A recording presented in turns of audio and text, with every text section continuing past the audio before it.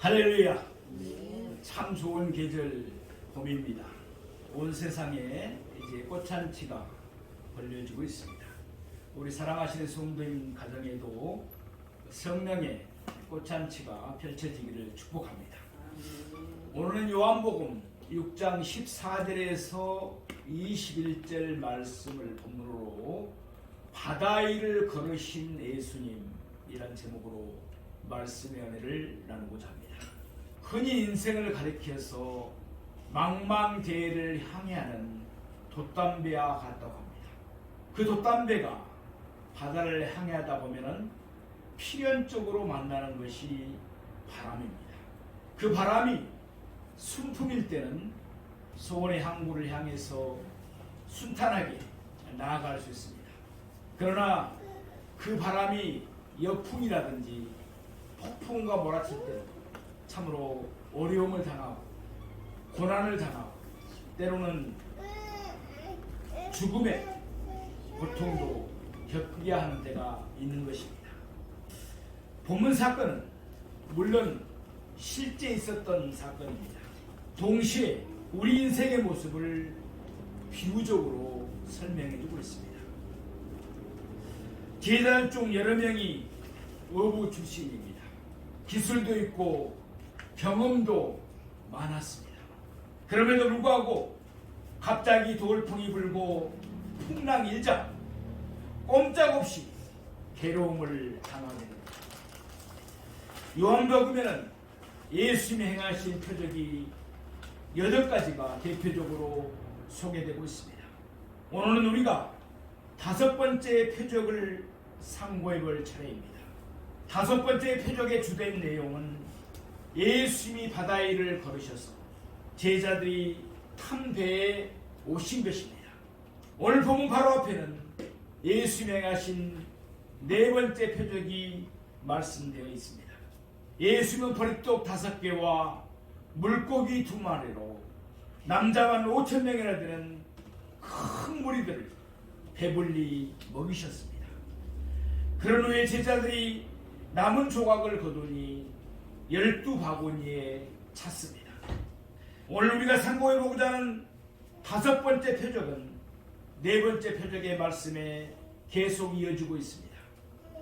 그런데 예수님이 5번째 표적을 행하시기 전에 먼저 하신 일이 3가지가 있습니다. 그 내용이 요한복음에는 생략되었지만 마태복음과 마가복음에는 기록되어 있습니다. 마태복음 14장 22절에서 23절 말씀입니다. 예수께서 즉시 제자들을 재촉하사 자기가 무리를 보내는 동안에 배를 타고 앞서 건너편으로 가게 하시고 무리를 보내신 후에 기도하러 따로 산에 올라가시니라. 저물매 거기 혼자 계시더니. 아멘. 첫째로 예수님은 무리들을 보내셨습니다. 예수님이 행하신 4번째 표적을 보고 무리들은 예수님을 억지로 붙들고 임금 삼으로 했습니다. 마귀는 무리를 이용해서 예수님은 무리를 보내시고 마귀의 시험을 이겨내신 것입니다. 또 예수님은 그의 제자들을 재촉하사 배를 타고 앞서 건너편 가버나움으로 가게 했습니다. 그러니까 예수님은 그의 제자들이 예수님을 억지로라도 붙들어 자신들의 임금으로 삼고자 하는 무리에게서 나쁜 영향을 받지 않도록 그렇게 하셨던 것입니다. 또 예수님은 무리를 보내신 후에 기도하러 따로 산에 올라가셨습니다. 겟세마네 동산에서 기도하셨던 것처럼 이때도 예수님은 오직 하나님의 뜻이 이루어지기를 기도했을 것입니다. 아울러 예수님은 그의 제자들을 위하여 간절히 기도하셨을 것입니다. 이와 같이 예수님이 혼자 산에서 기도하시는 동안 제자들은 예수님의 말씀에 순종해서 배를 타고 베세다를 떠나 가버나움으로 향해를 하게 되었습니다. 오늘 우리가 상고해보고자 하는 5번째 표적은 바로 이때 일어난 사건입니다. 요한이 그의 복음서에 예수님의 표적들을 기록한 목적은 예수님이 하나님의 아들 그리스도를 믿어 생명을 얻게 하려는 것입니다. 오늘의 말씀을 세 대주로 나누어 상고해 보면서 우리의 믿음이 더욱 견고해지고 이미 얻은 생명도 더욱 풍성해지기를 소망합니다. 첫째로 예수님은 제자들을 위해서 기도하셨습니다. 오늘 보면 요한복음 6장 14절 말씀을 보시겠습니다. 그 사람들이 예수께서 행하신 이 표적을 보고 말하되 이는 참으로 세상에 오실 그 선지자라 하더라. 아멘. 예수님은 보리떡 5개와 물고기 2마리로 5,000명이 넘는 사람들을 배불리 먹이셨습니다. 그러자 사람들은 예수님이 행하신 그 표적들을 보고서 감탄한 나머지 이렇게 결론을 내렸습니다. 이는 참으로 세상에 오실 선지자라. 아멘. 이스라엘 백성은 오랫동안 세상에 오실 그 선지자를 기다리고 있었습니다. 이는 모세가 신명기 18장 15절에서 예언했던 선지자를 말합니다. 내 하나님 여호와께서 너희 가운데 내 형제 중에서 너를 위하여 나 같은 선지자 하나를 일으키시리니 너희는 그의 말을 들을지니라 라고 말씀합니다. 이스라엘 백성이 있어서 그 선지자는 바로 그들을 구원할 메시아 그리스도였습니다. 큰 무리는 예수님이 행하신 놀라운 표적을 보고서는 예수님을 바르게 인식했습니다. 그러나 문제는 그들이 보여준 반응이 잘못되었다는 것입니다. 그들이 예수님을 메시아라고 인식했다면 당연히 그들은 예수님께 엎드려서 경배를 드려야 했습니다. 또한 그들은 예수님에게서 자기들의 죄를 회개하며 제사함을 받아 구원을 얻어야 했습니다. 그러나 그들은 잘못된 반응을 보였습니다. 어떻게 했습니까? 우리 요한복음 6장 15절 말씀을 보겠습니다. 그러므로 예수께서 그들이 와서 자기를 억지로 붙들어 임금으로 삼으려는 줄 아시고 다시 혼자 산으로 떠나 가시니라. 아멘. 예수님은 모든 것을 다 아시는 하나님이십니다. 그러기에 예수님은 큰 무리가 무엇을 원하고 있는지를 알고 계셨습니다. 큰 무리는 예수님을 억지로 붙들어 자기들의 임금으로 삼으로 했습니다. 말하자면 그들은 자기들의 목적을 위해서 예수님을 이용하고자 했던 것입니다. 당시 이스라엘은 로마의 식민지였습니다. 며칠이 지나면 유월절을 맞이하게 될 것입니다. 그들의 생각이었던 것입니다. 물론 예수님은 세상에 오실 그 선지자였습니다. 그리고 예수님은 분명 만왕의 왕이셨습니다. 그러나 예수님에게는 선지자의 직분과 왕의 직분 이외에 그것보다 먼저 행해야 할 또 다른 중요한 직분이 있었습니다. 그것이 바로 제사장의 직분인 것입니다. 마가복음 10장 45절 말씀입니다. 인자가 온 곳은 섬김을 받으러 함이 아니요 도리어 섬기려 하고 자기 목숨을 많은 사람의 대속물로 주려 함이라. 아멘. 그러므로 예수님은 결코 무리가 원하는 세속적이고도 이기적인 목적에 자신을 내어 맡기실 수가 없으셨던 것입니다. 예수님이 이 세상에 오신 목적은 그를 믿는 자기 백성의 모든 죄를 담당하시고 십자가에 달려 돌아가시기 위함이었습니다. 오늘 보면 15절 후반절에 보면은 예수님은 다시 혼자 산으로 가셨다고 말씀하고 있습니다. 마가복음 6장 46절 말씀에도 무리를 작별하신 후에 기도하러 산으로 가시니라 라고 말씀합니다. 예수님이 무리를 작별하신 후에 따로 산으로 가신 것은 기도하기 위함이었습니다. 이때 예수님은 무엇을 기도하셨을까요? 요한복음 17장을 보면 이른바 대제사장의 기도가 나옵니다. 예수님은 우리의 대제사장이 되셔서 하나님께 기도하는 내용이 요한복음 17장에 기록되어 있습니다. 예수님이 먼저 자신을 위해서 기도하셨습니다. 그 예수님은 제자들을 위해서 기도하셨습니다. 마찬가지로 이때도 예수님이 먼저 그 자신이 오직 하나님의 뜻을 이루어 주도록 기도하셨습니다. 그리고 난 후 이때도 예수님은 그의 제자들을 위해서 기도하셨을 것입니다.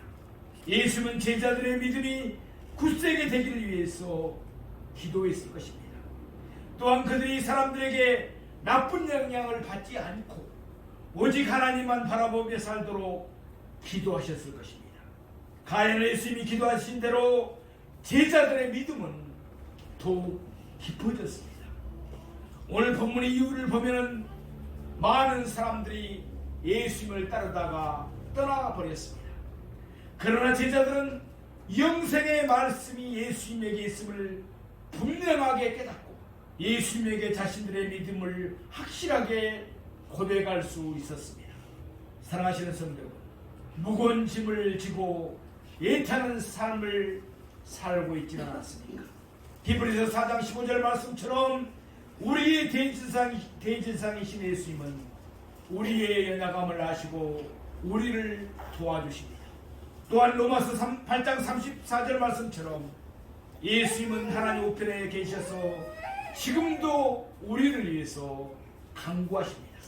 예수님은 우리에게 세상을 이길 힘을 주십니다. 또한 우리가 지쳐서 쓰러질 때 예수님은 우리를 찾아오셔서 우리의 손을 붙드시고 우리를 일으켜 주실 것입니다. 날마다 예수님을 바라보며 예수님의 손 붙들고 예수님과 동행하며 승리하며 살아가는 우리 모두가 되기를 축원합니다. 두 번째로 예수님은 제자들을 찾아오셨습니다. 요한복음 6장 16절에서 17절 말씀을 보시겠습니다. 저물매 제자들이 바다에 내려가서 배를 타고 바다를 건너 가버나움으로 가는데 이미 어두웠고 예수는 아직 그들에게 오시지 아니하셨더니 저물매 제자들은 바다로 내려갔습니다. 그들은 자신들이 예수님의 말씀에 전적으로 순종했던 것입니다. 반면에 그곳에 있던 무리들은 어떠했습니까? 그들은 예수님의 말씀에 순종하지 않았습니다. 분명히 예수님은 그들에게도 그곳을 떠나라고 말씀하셨습니다. 그러나 그들은 예수님의 말씀에 순종하지 않고 그대로 남아있었습니다. 요한복음 6장 22절 말씀입니다. 이튿날 바다 건너편에 서 있던 무리가 배 한 척에 다른 배가 거기 없는 것과 또 어제 예수께서 제자들과 함께 그 배에 오르지 아니하시고 제자들만 가는 것을 보았더니 라고 말씀합니다. 이처럼 이튿날도 무리는 바다 건너편에 그대로 서 있었던 것입니다.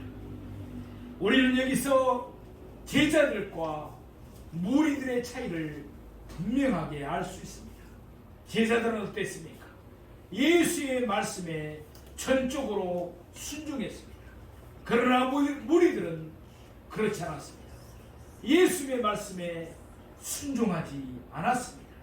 참 제자는 자신의 뜻을 이루려 하지 않고 하나님의 뜻이 이루어지기를 바랍니다. 그러므로 참 제자는 어찌하여를 묻지 않습니다. 참 제자는 언제나 예, 아멘만 있을 뿐입니다. 우리 모두는 예수님이 말씀하신 대로 순종하는 참 제자가 되어야 될 줄로 믿습니다. 우리 요한복음 6장 18절에 19절 말씀을 보시겠습니다. 큰 바람이 불어 파도가 일어나라. 제자들이 노를 저 11회쯤 가다가 예수께서 바다 위로 만났습니다. 풍랑을 만난 것입니다. 신약 성경에 종종 언급하고 있는 갈릴리 호수는 팔레스틴 북쪽에 위치해 있는 매우 커다란 담수호입니다. 그래서 디베라 또는 게네사렛이라고 때론 부르기도 합니다. 그 크기가 바다처럼 넓기 때문에 성경 여러 곳에서 바다라고 칭하기도 합니다. 그러니까 성경 여러 곳에 보면 갈릴리 바다라고 이렇게 표현된 것도 많습니다. 갈릴리 호수는 해면이 지중해보다 무려 212m나 낮습니다. 그래서 만년설이 덮여있는 헬몬 거기에서 소용돌이가 생기면서 큰 풍랑이 일어나기도 하고 또 사나운 바람이 일어나는 그런 때가 있었다고 합니다. 우리 마태복음 4장 24절 말씀을 보시겠습니다. 배가 이미 육지에서 술이나 떠나서 바람이 거스름으로 물결로 말미암아 고난을 당하더라 라고 말씀합니다. 제자들이 탄 배는 베세다에서 가버나움을 향해서 가고 있습니다. 그러니까 갈릴리 바다의 동편에서 서쪽으로 지금 항해하고 있었던 것입니다. 그런데 그때 바람이 거스르고 있었다고 말씀합니다. 무슨 말씀이에요? 말하자면 그때는 서풍이 불어닥쳤던 것입니다. 자연히 제자들은 돛을 내릴 수가 밖에 없었습니다. 돛담배였는데 그 돛을 내릴 수밖에 없죠. 지금 가는 방향에서 역풍이 불고 있으니까. 그리고는 자신들의 손으로 노를 져서 앞으로 나아갈 수밖에 없었습니다. 오늘 보면은 제자들이 노를 져서 11회쯤 갔다고 기록하고 있습니다. 마태복음 14장 25절 말씀입니다.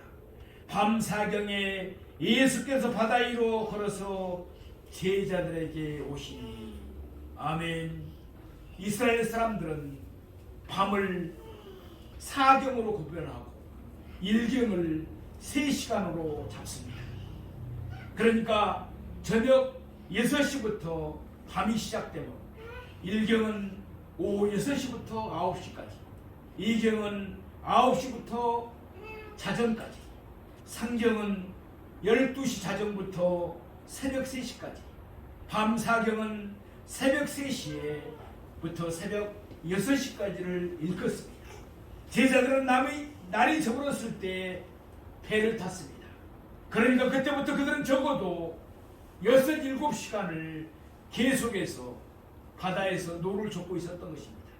풍랑을 만나서 앞으로 전진하지 못하고 그렇게 헤매고 있었던 것입니다.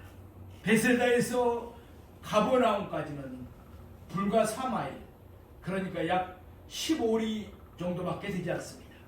따라서 그때 바람이 얼마나 거스르고 있었고 파도가 얼마나 심했는가를 우리는 충분히 짐작할 수가 있습니다. 그런데 오늘 본문을 아무리 살펴봐도 제자들이 바람과 파도를 두려워했다는 말씀이 나오지 않습니다. 왜 그럴까요? 사실 제자들은 바람과 파도를 두려워하지 않았을 것입니다. 왜냐하면 이미 그들은 이와 비슷한 경험을 한 경험이 있기 때문에 그렇습니다. 마태복음 8장 23절에서 24절 말씀입니다. 배에 오르심에 제자들이 따랐더니 바다에 큰 놀이 일어나 배가 물결에 덮이게 됐음에 예수께서는 주무시는지라. 이때는 예수님이 보리떡 5개와 물고기 2마리로 5,000명을 배불리 먹이시는 표적을 행하시기 이전이었습니다.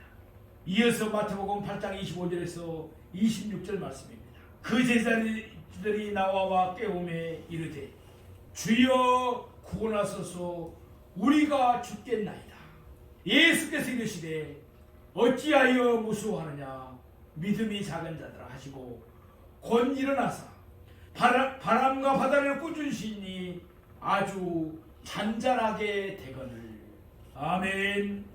제자들에게는 아직도 그때의 기억이 생생하게 남아있었을 것입니다. 그러므로 그들은 큰 바람과 심한 파도를 두려워하지 않고 계속해서 노를 저어서 앞으로 나아갈 수 있었습니다. 오늘 본문 19절 후반절 말씀을 보시겠습니다. 예수께서 바다 위로 걸어 그들은 바람과 파도를 두려워하지 않았습니다. 그러나 그들은 바다 위를 걸어오는 예수를 보고 두려워했다고 했습니다. 마가복음 6장 49절 말씀처럼 제자들은 유령이 자기들에게 가까이 다가온 줄 알았던 것입니다. 마가복음 6장 48절 말씀처럼 그 유령은 얼마나 빠른지 순식간에 제자들을 지나가는 듯이 보였습니다. 제자들의 눈에는 예수님이 마치 그곳을 거스쳐 지나가는 듯이 보였던 것입니다. 그만큼 예수님은 신속하게 제자들이 있는 곳으로 다가오셨던 것입니다. 사랑하시는 성도 여러분, 예수님은 우리의 머리카락가랑이도 다 세셨습니다. 보통 머리카락이 약 10만 개 정도 된다고 합니다. 그런데 우리가 자다가 일어나면 또 머리카락이 빠져 있는 것을 봅니다. 그러니까 머리카락 수가 늘 일정하지 않습니다. 근데 예수님은 우리의 머리카락까지도 그 수까지도 다 아시는 분입니다. 그러므로 사랑하시는 성도 여러분, 예수님은 우리를 환하게 알고 계신다는 것을 믿으시기 바랍니다. 삶에 풍랑이 일어나고 있습니까? 예수님은 다 보고 계십니다. 예수님은 우리를 위하여 기도드리십니다. 뿐만 아니라 우리가 힘들어할 때 예수님은 정확하고도 신속하게 우리를 찾아와 주십니다. 그러므로 늘 예수님을 힘입고 모든 풍랑을 이기고 승리하는 우리 모두가 되기를 주님의 이름으로 축원합니다. 세 번째로 예수님은 제자들을 구원하셨습니다. 우리 본문 요한복음 6장 20절에서 21절 말씀을 보겠습니다. 이르시되 내니 두려워하지 말라 하신대 이에 기뻐서 배로 영접하니 배는 곧 그들이 가려던 땅에 이르렀더라. 아멘. 지금까지 예수님의 제자들은 예수님이 바다 위를 걸어오시는 것을 단 한 번도 본 적이 없었습니다. 그러므로 그들은 예수님이 지금 바다 위를 걸어서 자기들을 찾아오시리라는 것을 전혀 예상하지 못했습니다. 그래서 그들은 유령인 것으로 생각했던 것입니다. 사람은 바다 위를 걷지 못합니다. 왜 그렇습니까? 사람 우리 모두는 몸에 무게가 있기 때문에 물에 빠지고 맙니다. 따라서 제자들이 생각하기를 몸이 없는 유령이 바다 위를 걸어서 자기들에게 걸어오고 있다고 여겼던 것입니다. 그래서 그들은 소리를 질렀습니다. 마태복음 14장 26절에서 말씀하고 있는 것처럼 그들이 소리를 지른 것은 무서워하였기 때문입니다. 그렇지요. 바다 위에 유령이 걸어온다면 얼마나 무섭겠습니까? 그들은 유령이 그들에게 다가와서 자기들을 해칠 것이라고 생각했습니다. 그래서 그들은 유령을 무서워하면서 소리를 질렀던 것입니다. 그러나 그들이 무서워하는 것은 오래가지 않았습니다. 예수님이 곧 그들에게 말씀하셨기 때문입니다. 그들은 어둠 때문에 예수님의 모습을 제대로 분간할 수 없었습니다. 그러나 바람을 타고 들려오는 예수님의 음성은 그들이 분명하게 분간할 수가 있었습니다. 내니 두려워하지 말라. 아멘. 제자들이 예수의 말씀을 들었을 때 얼마나 큰 위로를 받았겠습니까? 풍랑으로 인해서 겪어야 했던 육체적인 고통도 그들에게는 컸을 것입니다. 무려 6시간, 7시간, 8시간을 계속 나가지는 못하고 바다 가운데서 그들은 헤매고 있었으니 얼마나 육체적으로도 고단하고 힘이 들었겠습니까? 또한 유형이라 여기면서 당해했던 심적인 고통도 순식간에 눈 녹듯 했을 것입니다. 풍랑 때문에 고통을 당하고 계십니까? 히브리서 13장 5절 말씀처럼 예수님은 우리를 버리지도 아니하시고 우리를 떠나가시지도 아니하신 분이십니다. 예수님은 신속히 우리를 찾아오셔서 우리에게 말씀하실 것입니다. 예수님의 음성을 듣는 우리가 되기를 소망합니다. 본문 21절 말씀을 보면 예수님이 배에 오르시자 그들이 탄 배가 곧 그들의 목적지에 이르렀다고 말씀합니다. 육지에서 술이나 떨어져 있는데 예수님이 타시자마자 순간적으로 배가 그들의 목적지에 다다른 것입니다. 이것도 사실 보면 표적이죠. 예수님은 영원하시며 전지전능하신 하나님이십니다. 그러므로 예수님은 시간과 공간의 제한을 받지 않고 하나님의 능력으로 표적들을 행하셨습니다. 예수님은 어제나 오늘이나 영원토록 동일하시기에 오늘 또 같은 표적들을 행하시면서 우리들에게 은총을 베풀어 주는 줄로 믿습니다. 사랑하시는 성도 여러분, 지금 우리는 고해와 같은 세상을 향해 가는 자들입니다. 우리가 탄 배는 안전합니까? 코로나 팬데믹으로 또 이 어려운 상고 시대를 맞이해서 우리의 탄 배는 안전합니까? 혹시 큰 바람이 불어 풍랑을 만난 배처럼 어려움을 당하고 계신 분들은 계시지 않습니까? 어떤 사람은 질병의 풍령을 만날 수도 있었습니다. 어떤 사람은 경제적인 풍랑을 만나기도 합니다. 그런가 하면 자녀들 때문에 풍랑을 만나는 분들도 있습니다. 우리가 사는 세상은 결코 고요한 바다만은 아닙니다. 그러므로 풍랑은 누구에게나 있을 수가 있습니다. 그러나 예수님이 우리를 위하여 기도하고 계십니다. 예수님은 우리를 찾아오십니다. 예수님이 우리를 구원하십니다.